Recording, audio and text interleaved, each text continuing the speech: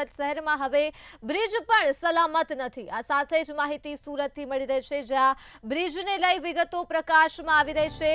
શહેરમાં બ્રિજ પણ સલામત રહ્યા નથી। સુરત શહેરથી આ વિગતો મળી છે।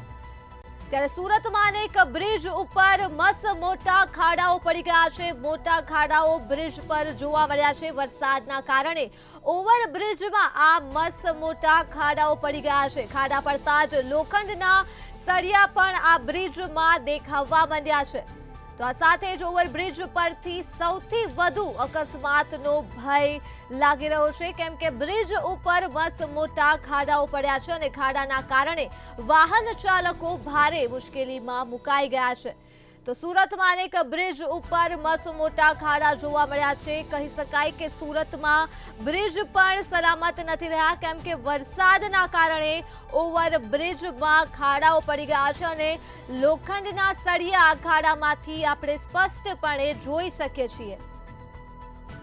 બ્રિજ સિટી તરીકે ઓળખાતા સુરત શહેરમાં હવે બ્રિજો સલામત નથી રહ્યા, કારણ કે આ બ્રિજોની અંદર ખૂબ જ મસ્ત મોટા ખાડાઓ પડ્યા છે। જોઈ શકાય છે સુરતનો કતારગામ અને વરાછાને જોડતો આ અલકાપુરી ઓવરબ્રિજ છે। આ ઓવરબ્રિજ પર લોખંડના સળિયા સુદ્ધા પણ દેખાઈ ચૂક્યા છે। આ બ્રિજનું સમારકામ કરવામાં આવ્યું છે, પરંતુ પરિસ્થિતિ ઠેરની ઠેર જ છે। આ બ્રિજ પરથી દરરોજના હજારો વાહનો પસાર થાય છે।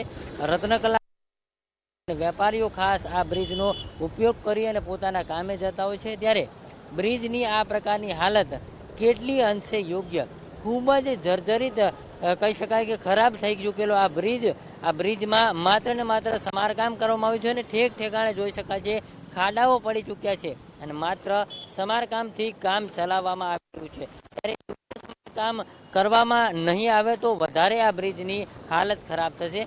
માત્ર ને માત્ર જે જગ્યાએ ખાડા પડ્યા છે ત્યાં જ જે તેનું પુરાણ છે તે કરવામાં આવ્યું છે, પરંતુ તે પુરાણ પણ તકલાદી હોય તેવું સાબિત થયું છે અને પુરાણ કરવા છતાં પણ ત્યાં લોખંડના સળિયાઓ દેખાઈ ચૂક્યા છે। એટલે એકંદરે કહી શકાય કે બ્રિજ સિટી સુરતની હાલત, બ્રિજો જે છે તે બ્રિજો પણ ખરાબ થઈ ચૂક્યા છે। એટલે સુરત મહાનગરપાલિકાની ઘોર બેદરકારી જે છે તે અહીંયા થતી થાય છે।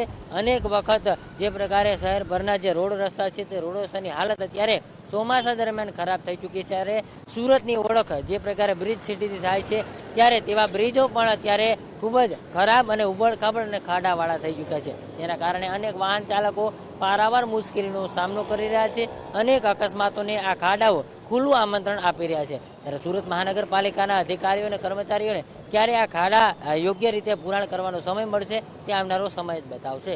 કેમેરામેન કેસી વઘાસિયા સાથે દિવેશ પરમાર, મંતવ્ય ન્યૂઝ, સુરત।